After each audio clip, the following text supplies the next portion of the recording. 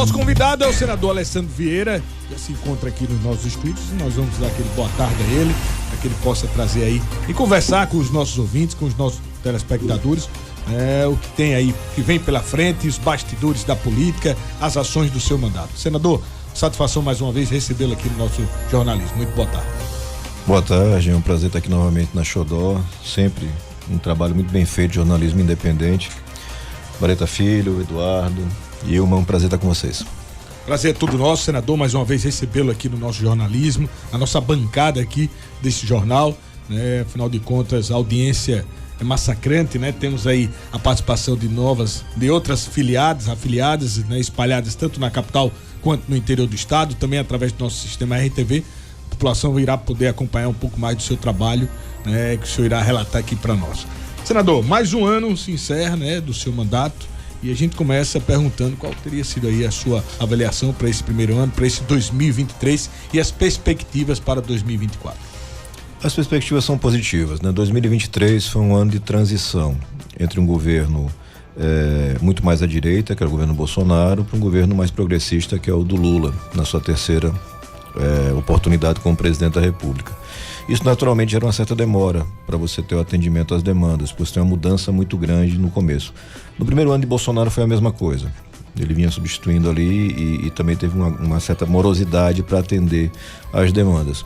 Mas Sergipe vem sendo bem contemplado. Acho que o governo federal tem reconhecido a importância da bancada sergipana, tem entregue recursos e emendas em valores compatíveis com o nosso estado.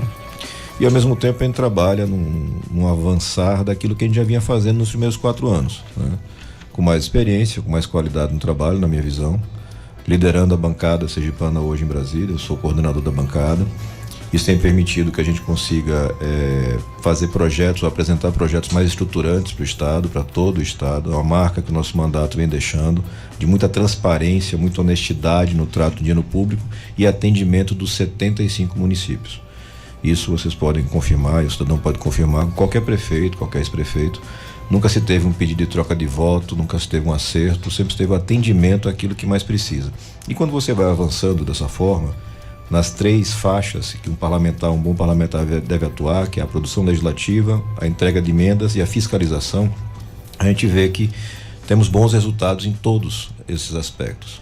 Na fiscalização, nós já conseguimos bloqueios de alguns bilhões de reais em recursos suspeitos de licitações fraudulentas pelo Brasil afora. Na produção legislativa a gente tem avançado bastante. As mais recentes aprovações, que nos dão muito orgulho, um pacote inteiro como relator de proteção à mulher, de combate à violência doméstica, um projeto da senadora Margarete Busaid. E hoje, de ontem para hoje, na verdade, foi durante a madrugada, a confirmação da aprovação do Senado, do nosso projeto de lei, que já tinha passado pela Câmara dos Deputados, que cria a política de atenção psicossocial nas escolas.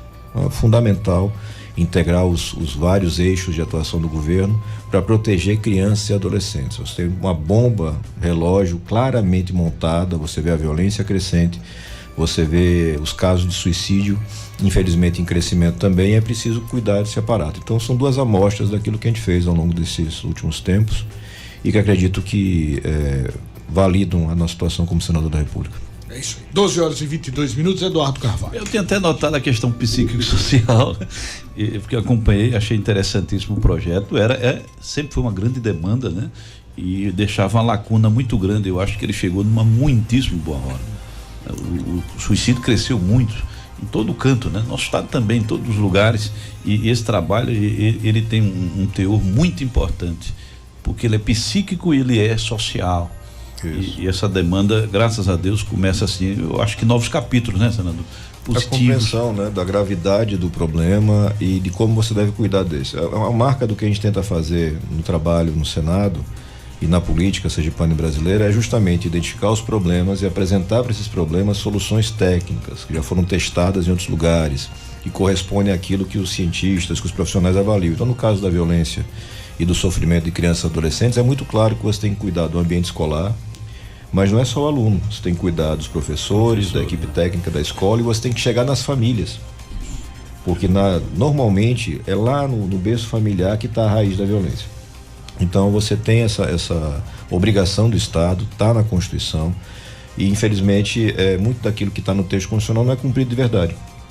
Então a gente vem com essa legislação, a gente espera que o presidente faça a sanção completa do projeto para poder prestar efetivamente essa atenção. Se você cuidar desse jovem, dessa criança, desse adolescente, você vai ter uma sociedade muito mais segura, muito mais produtiva no futuro. Nós temos, não é só a questão humanitária, tem uma questão financeira envolvida. Porque esse jovem que é maltratado, que é mal cuidado, no futuro ele vai dar muito prejuízo para a sociedade. Seja como autor de violência, seja como vítima de violência. E a gente combate isso num processo integrado de atenção. De atenção, né? Senador, eu não vi no governo Lula, até o momento, um programa de segurança nacional. Nem no período eleitoral, isso, né? Tocou-se quase que nada.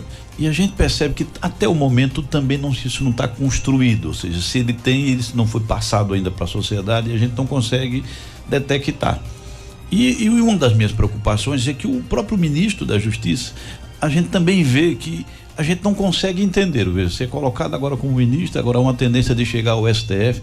Então, enfim, numa área que é muito preocupante. O Brasil não tem um programa, né, estabelecido. Ainda está trazendo de volta aqueles temas, né? Questão do desarmamento, tira daqui. Qual a opinião do senhor? O senhor é muito experiente nessa área de segurança pública. O Brasil não tem um programa nacional de segurança pública bem instituído, bem preparado e implementado.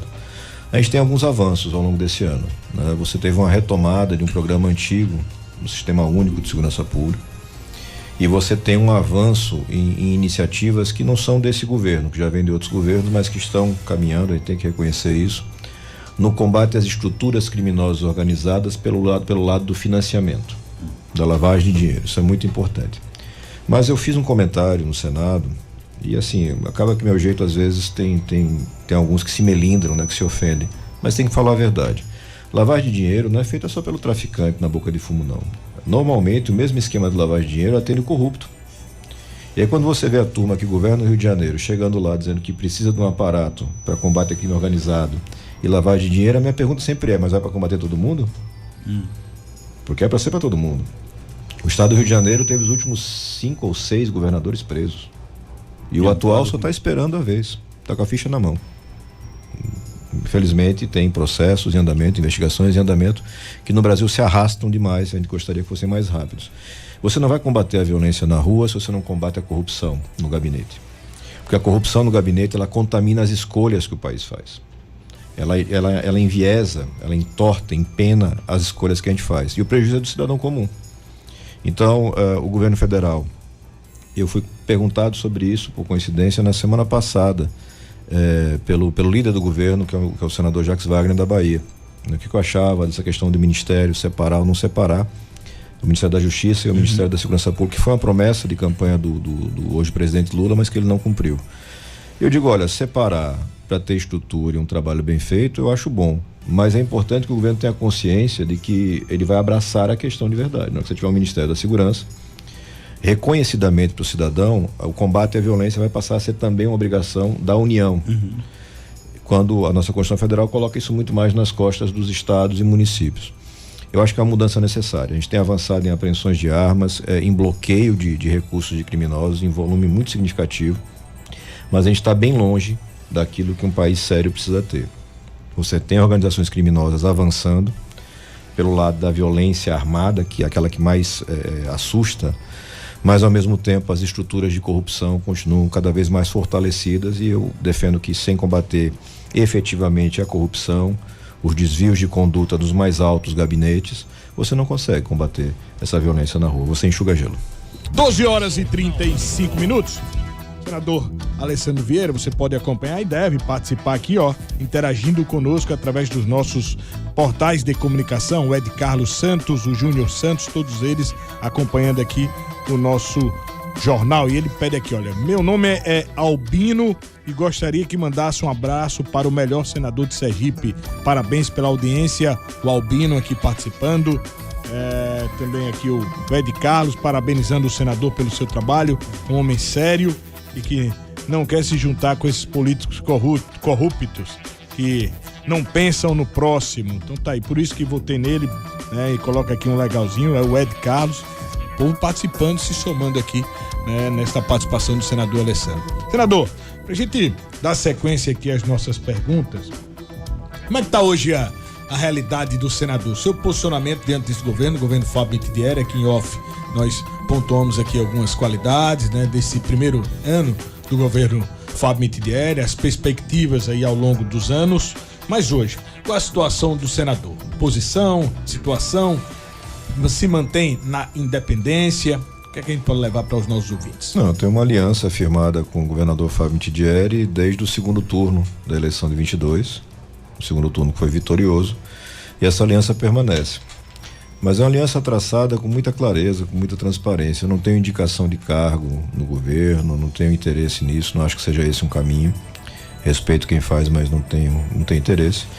Isso me garante uma independência para poder colaborar da forma mais construtiva que eu vejo, né? Muita gente para dar tapinha nas costas, às vezes atrapalha e não ajuda. Eu vejo um governo que está no início, mas que vem com muita energia, resgatou um sentimento, talvez a palavra não seja exatamente essa, mas um sentimento de esperança do sergipano, uma expectativa positiva, né? Muitas obras anunciadas, muito serviço anunciado, uma dinâmica muito grande. Isso é bom para o Estado, tem nosso apoio. A gente tem colaborado e ele reconhece isso em todas as falas. O parlamentar federal que mais aporta recursos, que mais faz parcerias funcionarem em Brasília, no exterior e aqui em Sergipe. E isso acho que é muito bom para o sergipano, né? No final das contas, passado o momento da eleição, a minha visão é que todo mundo tem que trabalhar para dar certo. A gente precisa de um Estado que dê certo, a gente precisa de um Estado que gere emprego, que gere renda, que garanta segurança, que garanta saúde, e passa pela atuação integrada com o parlamento, e a gente tem dado nossa contribuição. Senador, em relação ao MDB, né? O MDB, e com a avaliação do senhor na situação da eleição que é municipalista, Aracaju, Socorro, vocês estão com o candidato doutor Samuel, né? As pesquisas têm traçado um perfil que o atual prefeito e o seu indicado dificilmente se reelege pelo teu que nós temos acompanhado nas pesquisas, mas qual a sua avaliação? Aracaju, São Cristóvão, Socorro e a Barra dos Coqueiros. A gente tem caminhado nessas cidades e na reconstrução do MDB. O MDB é um partido muito grande, histórico, dentro e fora de Sergipe, é um dos principais partidos do Brasil, e em Sergipe ele vinha num abandono, né? A gente chegou ao ponto de não ter chapa de vereador montada e lançada nas eleições de 2020 em Aracaju. Acho que deve ter sido uma situação inédita na história do MDB e lamentável, porque é um partido que precisa dessa vida, dessa capitalidade, trazer mais gente. Então ele está nessa reconstrução. E a reconstrução é feita em grande parte do estado em parceria com o PSD, em parceria com o governador Fábio, com o seu grupo, em construções que vão sendo definidas, ajustadas. Então eu tenho um candidato e deve ter o mesmo apoio em São Cristóvão, por exemplo, que é o vereador Diego Prado, uma figura jovem, bastante engajada em fazer avançar São Cristóvão. São Cristóvão teve bons avanços na gestão do Marcos Santana, que é do MDB, mas que agora tenta optar por nomes que são, enfim, fora do grupo tradicional, e a gente vê o nosso vereador Diego com mais potencial para isso. Então lá nessa cidade, por exemplo, eu vou estar com o Fábio, com vários outros líderes. Em Nossa Senhora do Socorro, que vocês mencionaram, essa aliança já não é tão clara, né? O nosso pré-candidato é o deputado Samuel Carvalho. Ele deve ser candidato pelo Cidadania, que é o partido pelo qual ele se elegeu deputado estadual, mas com a nossa parceria, com o nosso apoio do MDB e de um grupo grande e crescente de apoiadores que reconhecem o Samuel como uma esperança de fazer Socorro dar esse salto de qualidade que ele não deu ao longo do tempo. É uma cidade grande, com arrecadação, com potenciais enormes e que são mal explorados, né? Eu acho que o Padre Naldo teve lá sua oportunidade em 2 mandatos, mas não conseguiu executar, né, aquilo tudo que é necessário, e o Guajará talvez seja o grande retrato dessa ineficiência, né? Quando você visita, e em 2019 ainda eu coloquei a primeira emenda para calçamento e recuperação no Guajará, ela sequer foi executada, virou uma ação na justiça, porque a prefeitura não fez a execução da obra. As pessoas estão na lama, não passa nem ônibus escolar. Desde 2019? Desde 19, ele colocou a primeira emenda em 19 e não teve execução. Então, esse tipo de coisa tem que mudar. Então, São Cristóvão, a gente tem Nossa Senhora do Socorro, a gente tem Samuel como nosso parceiro de construção lá. E aí você vai avançando, né? O Nossa Senhora da Glória, com a prefeita Luana na reeleição, vai ter nossa parceria. Na Barra dos Coqueiros, o prefeito Alberto Macedo tem a nossa parceria, nosso apoio, é do MDB. Então a gente deve ter o partido em si, o MDB, com candidatos em 10 a 15 municípios, acho que não muito fora disso, vários vice-prefeitos e chapa de vereador. O nosso desejo é constituir chapa de vereador em todos os municípios. Não é um desafio tão simples, porque, como eu falei, o partido estava numa situação de abandono, mas a gente está fazendo essa reconstrução passo a passo, e se não conseguirmos em todos os municípios, na imensa maioria dos municípios sergipanos, você vai ter o 15, você vai ter o MDB participando das eleições, e por final, a definição de Aracaju, que ainda passa por uma longa discussão. Você vivencia em Aracaju claramente uma mudança geracional, né? Você não tem candidato consolidado, e é importante ocupar esse espaço com um perfil, né? A turma tem pensado muito em nome de A, nome de B, nome de C. Eu vou num caminho diferente. Eu defendo que a gente tem que encontrar um perfil de gestão qualificada, transparente, inovadora, que dialogue com a Câmara de Vereadores e com a população no mesmo nível, sem essa coisa de tanto distanciamento que você vivenciou nos anos de Edivaldo, que tem seus méritos, que tem realizado coisas interessantes, mas que não conseguiu resolver dois gargalos fundamentais, que são a saúde e a mobilidade urbana.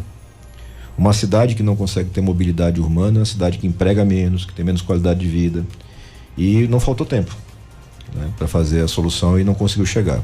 A gente tem apoiado, da mesma forma como tem apoiado o governo estadual, o governo municipal em Aracaju, tem o nosso apoio, do ponto de vista de emendas, de acesso e viabilização a empréstimos, mas isso sempre é feito com muita transparência e com muita independência. Eu vou ajudar até o último segundo o gestor, qualquer que seja o gestor, mas também fiscalizo, também cobro e também me sinto no direito de sugerir e apresentar mudanças. Agora, o senador, a relação, por exemplo, a doutora Emília está na oposição, né? Numa das entrevistas aqui com Catarina Feitosa, ela mostrou-se também muito ávida, muito pronta também para a questão do executivo, né? Então foi colocada a Emília Correia, colocada a Catarina Feitosa, vai ter a dificuldade de ser do PSD, não sei como é que vai fazer essa arrumação, porque o governo é PSD, como é que você vai encaixar tudo, né? Mas eu concordo com o senhor, viu, Bertinho, pelo seguinte, porque esse novo perfil tem que ser um perfil também de diálogo, né? Você não pode entrar já com um problema, você tem que ser uma ponte e não um muro na gestão. Exato. Se você dificultar a relação com o parlamento, você já vai sofrer muito, quem vai ser mais impactado é a população. O senhor entende que essa definição entre o governo e Edivaldo tem que sair um candidato de consenso, seria o ideal? Que também estão tentando aí lançar Yandra Moura, não sei até que ponto isso é verdade ou é fake, né? Mas veja, a prefeitura vai cair na mão de uma mulher. Qual a avaliação do senhor? Se acontecer a eleição de uma mulher pela primeira vez na história de Aracaju, vai ser ótimo, né? Eu fico muito feliz. Hoje ainda recebi uma pré-candidata de Umbaúba, Juliana, muito disposta a começar a caminhada dela, e vou colaborar na construção, e tenho feito isso sempre. Basta lembrar, em 20 a gente estava apoiando a delegada Daniele, uma campanha muito bonita, muito bem feita. Daniele também é um nome que tem que ser levado em consideração. Ela continua no Podemos, e hoje secretária estadual da Mulher, mas é uma pessoa que tem um lastro, um trabalho para colocar, assim como saindo do espectro das mulheres, você vai ter Milton Andrade, você vai ter outros tantos que estão aí tentando correr nessa raia. É como eu digo, você tem que caminhar para perfis, e dentro da questão de perfis, algumas coisas têm que ser colocadas com muita clareza. Eu brinco sempre quando eu vou para evento com jovens em escolas, eu digo, olha, eu tenho um compromisso que vale para a imprensa profissional e vale para vocês jovens. Eu tenho um compromisso pessoal de responder qualquer pergunta, eu não tenho um compromisso de agradar com a resposta. Então, quando se pergunta das possibilidades de composição para Aracaju, vai ser muito bom se a gente puder fazer uma composição razoável entre esses vários atores que hoje ocupam cargos importantes, para ter um nome qualificado, etc. Mas algumas coisas têm que ser estabelecidas. Não há possibilidade de eu injetar minha energia, meu esforço num projeto que entregue o cofre de Aracaju para André Moura, por exemplo. Não há a menor possibilidade disso acontecer. Tenho uma excelente relação com a deputada Yandra, respeito, mas a gente sabe a forma de atuação política que se dá aí, e ela não tem meu apoio e meu acordo. A gente vai caminhar, vamos ouvir, vamos dialogar, vamos construir alternativas, mas sempre com essa clareza, porque acho que a clareza favorece o eleitor no final das contas, senão fica parecendo que é tudo igual, que é tudo farinha do mesmo saco. E uma das partes da missão que eu aceitei trilhar na política, que nunca foi um sonho meu, é mostrar justamente que nesse saco tem farinha de vários tipos. E tem que ter muita clareza, porque não interessa se pessoalmente para mim é bom. ou se para o meu grupo político vai ser bom. Interessa que seja bom para o povo. E se já foi testado e mostrado que tem gente que quando chega no cofre público só faz se aproveitar desse cofre público, não pode ter meu apoio. Não há a menor possibilidade. Então acho que a construção pode ser feita, nós temos muitos nomes, isso tem tempo para se fazer, mas repito, clareza, respeito ao cidadão. Emília é uma pessoa com quem a gente já teve muito mais proximidade do que tem hoje. No processo eleitoral de 2020 nós tínhamos uma oportunidade de vitória efetiva, com os nomes de Emília Correia e Daniele Garcia, e o acordo que foi feito naquela época de respeito às pesquisas acabou não sendo suficiente para sustentar essa aliança. A vereadora Emília não ficou satisfeita com o resultado das pesquisas, ela não se sentiu contemplada, e isso gerou um afastamento, gerou uma ruptura, mas continua sendo uma pessoa que tem todo o meu respeito. Eu acho que com clareza e respeito ao cidadão, a gente vai vai conseguir construir uma alternativa suficientemente boa para Sergipe e para Aracaju. Olha, 12h47, você está acompanhando os posicionamentos, né, as ações do senador Alessandro Vieira, e agora nós vamos interagir com o nosso comunicador lá do Baixo São Francisco, que é o Robson Martins, através da 102.9, perguntando aqui ao senador Alessandro Vieira. Muito boa tarde, Robson Martins, o caríssimo. Pois é, mais uma vez, muito boa tarde, meus caríssimos Bareta Filho, Eduardo Ilma Cordeiro, e ao nosso convidado, ao nosso entrevistado, o senador Alessandro Vieira. Receba, inclusive, um forte abraço aqui da região do Baixo São Francisco. E nos conte, aqui na região do Baixo São Francisco, vocês acabaram perdendo representatividade quando Valberto migrou do MDB para o PSD. Será dada uma resposta, por exemplo, lançando um candidato próprio, ou serão feitas alianças aqui em nossa região? Nos conte, por gentileza, e muito obrigado. Um abraço, Robson, um abraço para todos aí do Baixo. Primeiro, acho que antes de falar da parte da política partidária, falar da boa notícia de que tecnicamente lá no MEC já foi avançado o processo da Universidade Federal nos campos de propriedade e instância. E aí, de novo, eu gosto da transparência e da clareza. É um projeto que começa com a minha iniciativa e iniciativa do hoje ministro Márcio Macedo. Quando as pessoas diziam que não tinha como fazer, que não era possível, a gente pegou essa bandeira, colocou de pé, e eu espero ter dentro desse ano um anúncio formal pelo governo Lula de que nós teremos 2 novos campos universitários na cidade de Estância, na cidade de Propriá. É um investimento enorme, na faixa de 100 milhões de reais, e que gera um tipo de riqueza, de renda e de emprego que é para sempre, né? Quando você coloca isso num ambiente, melhora muito. Acho que vai ser a grande contribuição que a gente vai dar nesse mandato por baixo, dentre outras tantas que a gente tenta fazer por lá. E aí, politicamente falando, o caminho hoje posto é de alianças, de construção de alianças. Essa mudança, essa migração eventual para o partido do governo e do governador do estado, ela é muito natural em estado, especialmente em estado pequeno como é Sergipe, e não gera nenhum tipo de atrito ou dificuldade. Como eu dei o exemplo da candidatura, da pré-candidatura em São Cristóvão, onde o candidato é do MDB e tem o apoio do PSD. Então essas construções estão sendo feitas e eu acho que tem um espaço. Eu estou até devendo, por conta da agenda em Brasília, não consegui estar presente em Propriá nas últimas semanas, mas estou devendo essa conversa com o prefeito Valberto para poder ter um alinhamento político local para as eleições de 24, mas principalmente esse alinhamento de investimentos e de estruturação. Eu acho que a gente trabalha para o povo. A parte da eleição é importantíssima, ela vai ter toda a nossa atenção, o MDB vai ter candidaturas sólidas na região, mas você pode ter de vice-prefeito e você necessariamente precisa ter de vereadores. O vereador é talvez o político mais importante e o menos valorizado. Mas quem está lá na ponta, quem escuta o cidadão o tempo inteiro é o vereador. Uma campanha difícil, uma campanha dificílima de vereador, porque são muitos sempre disputando, muito aguerrido, e é muito importante para a gente ter uma chapa consistente, ainda mais numa cidade importante como é Propriá. Muito obrigado, Robson Martins, direto do bairro São Francisco, ainda hoje com muitas informações aqui do nosso jornalismo da Rede Xodó. Agora nós vamos a Glauber Leal, lá direto da cidade de Tobias Barreto, através da nossa 1520, também interagindo com o senador Alessandro Vieira. Vamos acompanhar. Mais uma vez, boa tarde, Bareta Filho, boa tarde, Ilma Cordeiro, Eduardo Carvalho, saudar o nosso entrevistado, senador Alessandro Vieira. Mais uma vez, seja bem-vindo à Rede Xodó de Comunicação, recebo um abraço aqui da cidade de Tobias Barreto. Inclusive, a minha pergunta é com relação aqui à cidade de Tobias Barreto, que está no radar de atuação do senhor, né, tendo aí recebido investimento de mais de 5 milhões de reais. Então, eu gostaria de saber como está a atual aliança do senhor com o prefeito Dilson de Agripino, que é do PSD. E sabendo que a próxima eleição é municipal, o senhor o apoia ou o MDB vai ter um outro candidato aqui na cidade? Desde já eu agradeço os esclarecimentos e desejo uma ótima tarde. Um abraço Glauber, Tobias e região. Dilson de Agripino é nosso parceiro, é meu amigo pessoal e é nosso pré-candidato à reeleição. Se for da vontade dele, eu acredito que seja de vontade dele, será nosso candidato. Um prefeito muito bem avaliado, né? Um cara muito do povo, que tem prestado bons serviços, e a nossa parte como parlamentar federal é justamente dar esse apoio financeiro, né? Dar esse lastro.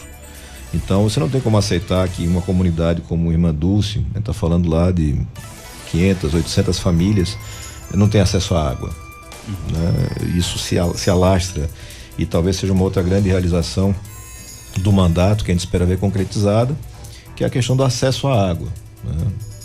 Então, respondendo diretamente para o Glauber, sim, nossa parceria com o Dilson está fechada, é nosso candidato, é nosso amigo, vamos estar com ele. E entrando nessa questão da água rapidamente, até porque a gente falou aqui no intervalo da viagem para Dubai, comitiva grande que teve de brasileiros em Dubai, eu estava falando, Dubai recebeu mais de 100 mil pessoas do mundo inteiro, 170 países representados. E uma grande oportunidade, eu estive lá a convite do governo de lá, da embaixada de lá, com despesas pagas por eles. Tem muita oportunidade de captação de recursos para resolver problemas que nós temos históricos em Sergipe, no Nordeste em geral, mas em Sergipe, e passa por questão de água. E o governador já cumpriu a parte dele no compromisso da adutora do leite, a adutora de água bruta, que é uma iniciativa minha em parceria com o governador Fábio Mitidieri. E esse tipo de notícia, esse tipo de realização é muito importante, porque a gente não pode esquecer, todas as previsões são de um ano muito difícil em 2024 com relação à questão da água. E a gente está atrasado no dever de casa. A gente está atrasado. A gente tem que garantir isso com rapidez, e uma das cidades, inacreditavelmente, que você tem não tão distante acesso à água é Tobias. Tobias tem muito problema. A gente tem que trabalhar para ajudar. A gente agora, semana passada, mesmo viajando, a gente conseguiu dar uma atenção para Poço Redondo. Está passando por uma situação dificílima de água, mandando para lá mais um carro-pipa, garantindo uma atenção maior do Exército Brasileiro no transporte de água. Mas a gente tem que dar passos mais consistentes para poder chegar naquilo que Sergipe precisa, que é cada cidadã tendo em casa o acesso legítimo a saneamento e água potável. Senador, a pergunta de... Vamos encerrar, né, Marita? A pergunta de um amigo meu. Brincando. Essa votação agora da questão do preenchimento da vaga do STF, Flávio Dino, né, passando pelo Senado, essa tem sido a grande, né, discussão no Brasil inteiro. Flávio Dino, qual a posição do senhor? Eu vou anunciar voto e posição na próxima semana, porque fiz questão de fazer uma agenda pessoal com o Dino. Flávio Dino, na minha leitura, é um político de atuação brilhante, é um político que tem uma longa carreira, foi governador de estado, deputado estadual, federal, senador eleito, embora não tenha exercido, e hoje ministro da Justiça. Mas eu sou um grande crítico da politização da justiça nos seus altos escalões. Então, eu vou conversar com ele pessoalmente, porque minha coisa é olho no olho, não sou de mandar recado, não sou de ficar com conversinha, nem muito menos de ficar fazendo alarde para barganhar voto, como muita gente faz, cacareja na rede social e depois, como o voto é secreto, faz outra coisa. E depois disso, acho que na terça-feira, a sabatina dele, se não me engano, vai ser na quarta, então acho que na terça eu já vou ter conversado com ele pessoalmente e anuncio o meu voto com muita transparência e com coerência com tudo que eu fiz a vida inteira. Eu não sei mudar, não nasci para fazer as coisas diferentes daquilo que eu acredito. É maioria simples, né? São 41 votos. 40, é a chamada maioria absoluta, né? Porque é 41, a maioria dos senadores, né? Que são 81, mas é um quórum que normalmente se atinge, né? A última vez que se rejeitou um indicado para o Supremo ainda foi na época da República Velha, se não estiver enganado, lá, enfim, há mais de um século. Olha, para a gente encerrar, senador, se eu reformular essa pergunta aqui do Júnior Santos, ele que também interage aqui, ele gostaria de saber do senador Alessandro Vieira, quando será o segundo edital de emendas participativas? A gente encerrou o ciclo do ano, né? Com uma participação muito grande, foram mais de 100 mil pessoas que votaram nessa metodologia de escolha de para onde vai o recurso. E é até boa, Bareta fez essa pergunta, porque, enfim, vai reabrir novamente no ano que vem, né? Para o próximo ciclo de emendas. Mas para o ano que vem a gente já vai estar implementando algumas coisas de transparência, que a gente vem há bastante tempo investindo recursos, juntamente com a Universidade Federal de Sergipe, para que você tenha um grande observatório público de dados. A gente precisa que o cidadão cada vez mais fique próximo dos dados, que ele entenda melhor. Então é um projeto de transparência traduzida, que a gente chama. Envolve os profissionais da computação, da ciência de dados da Universidade Federal de Sergipe, a gente está trazendo outros profissionais, para que você possa, por exemplo, quando o Edivaldo anuncia um empréstimo de quase R$500 bilhão, cadê esse dinheiro? Quando é que ele vai? Nós tivemos vários empréstimos na história de Sergipe e você não teve transparência. Você tem as emendas que chegam, as pessoas não têm transparência. Hoje foi até divertido, eu recebi um prefeito, e enfim, você abre a transparência e você identifica: prefeito, o senhor não recebeu o teto da saúde, como é que está funcionando, está funcionando? Aí ele me diz: não, eu recebi tanto, mas foi de fulano. Não foi, prefeito. Esse recurso quem mandou fomos nós do mandato, está aqui o documento.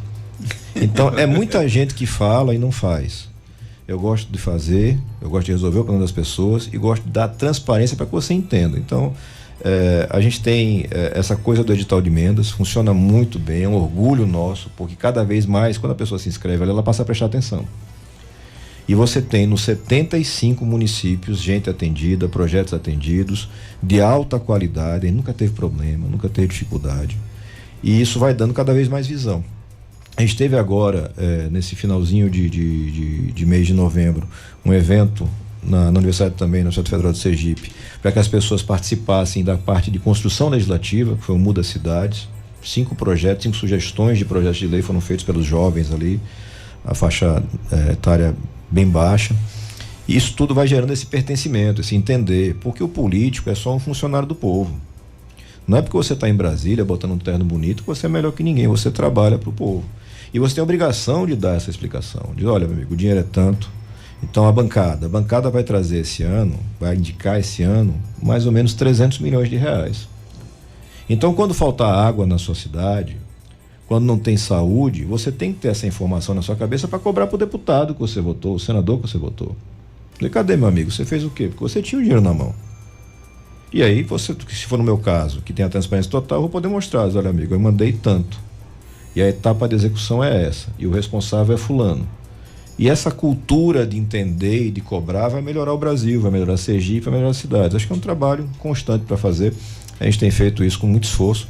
Não são mais que 15 parlamentares federais no Brasil que fazem o que a gente faz em termos de emendas. E isso dá muito orgulho, porque a gente tem certeza que é o caminho certo.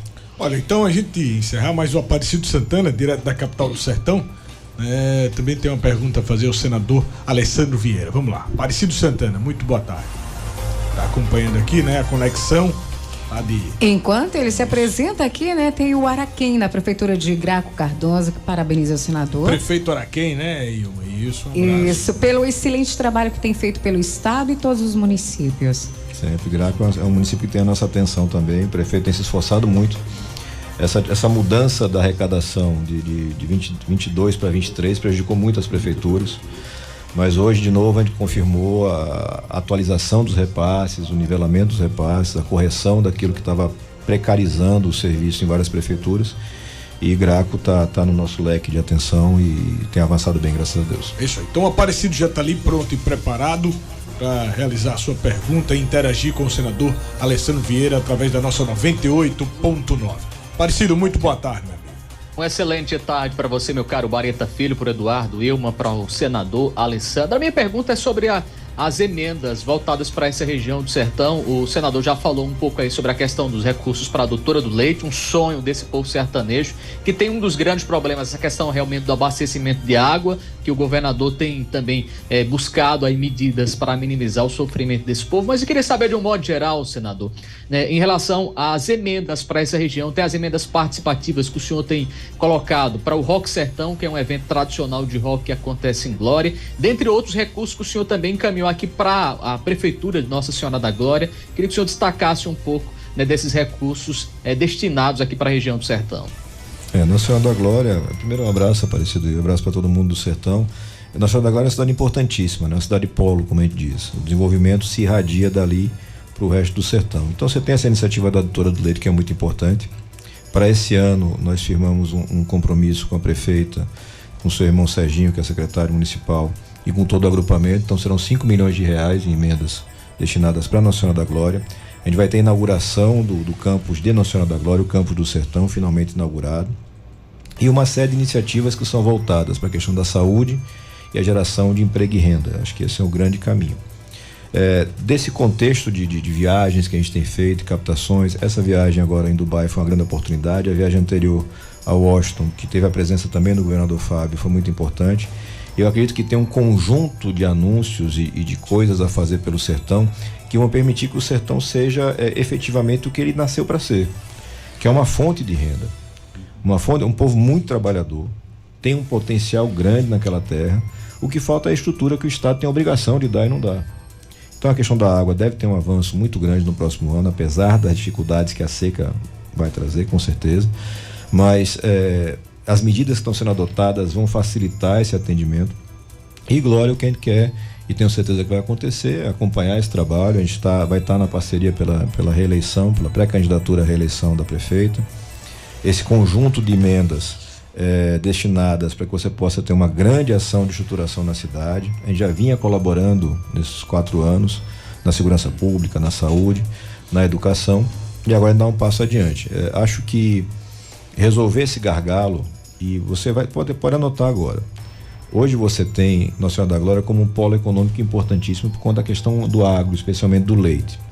Com a universidade funcionando, em pouco tempo, 2, 3, 4 anos, você vai agregar outras iniciativas de geração de emprego e renda, especialmente na área de tecnologia, que vão ser motivo de orgulho para o nosso estado. É um potencial muito grande que você vê ali. Sergipe está muito perto, está com todas as condições colocadas para dar um grande salto de desenvolvimento. Nós nunca estivemos tão bem posicionados para dar esse salto de desenvolvimento. Então a responsabilidade de quem está na esfera política, principal delas, claro, do governador, mas de cada um, é muito grande. Porque ninguém pode dizer, meu Deus, eu não fiz porque não dava, eu não fiz porque não tinha condições. As condições estão aí, dá para fazer muita coisa. E baseado nesse binômio de qualidade de vida, foco muito grande em educação, investir na educação técnica profissionalizante, no tempo integral de escola, eu acho que Sergipe avança para ser tudo aquilo que a gente sonha há tanto tempo. É isso aí. Muito obrigado, Aparecido, através da nossa 98.9 lá na capital do sertão.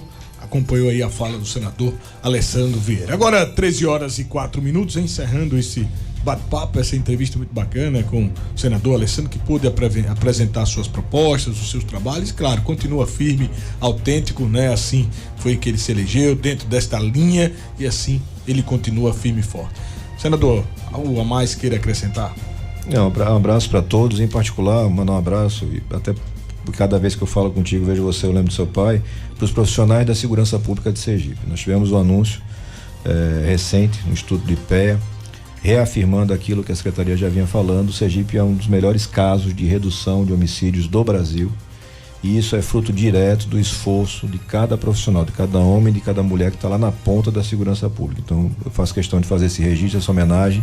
Não é fácil, eu sei o que é isso, são mais de 20 anos de polícia nas costas, eu sei o quanto é difícil estar lá na ponta, o quanto eles precisam de apoio da minha parte como senador. Ao longo desses 4 anos, indo agora para o 5º ano, já são quase 30 milhões de reais investidos em segurança pública no nosso estado, mas o sucesso, que é a proteção do cidadão, é fruto de quem está lá na ponta. Então, só aproveitar esse espaço de vocês qualificado para fazer essa homenagem aos policiais, civis e militares e aos guardas que cuidam tão bem da vida dos sergipanos. É isso aí. Jornal 13h05, você acompanhou essa entrevista com o senador Alessandro Vieira. Você que estava na sintonia e não pôde acompanhar completa, Eduardo Carvalho, pode rever, vai lá no nosso YouTube, acessando o canal da Rede Xodó, e acompanhe em casa, no trabalho, com mais tranquilidade essa entrevista, esse bate-papo através das ações do seu mandato, senador Alessandro Vieira.